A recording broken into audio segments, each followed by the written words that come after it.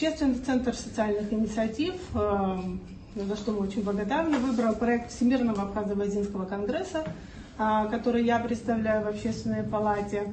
Конгресс уже 2 года успешно реализовывает проект, который называется «Социальное проектирование» в школах. И в рамках этого проекта ученики старших классов, в основном это сельские, я бы даже сказала, отдаленные сельские школы, да, куда доступ к информации, к разным возможностям для образования немножко затруднен, к сожалению, пока. И в этих сельских школах проводятся 2-дневные тренинги по социальному проектированию, которые помогают детям приобрести несколько разных навыков. Это навык командной работы, это навык выявления, совместное обсуждение проблемы, это такой социальный проект, который помогает вот этим старшеклассникам вообще задуматься, какие нужды их школы, какие нужды у их села. Когда мы стали общаться с детками в школе, с учителями, да, у них есть другие потребности. Мы решили, что мы отойдем от того, что писали, будем согласовывать с куратором в фонде президентских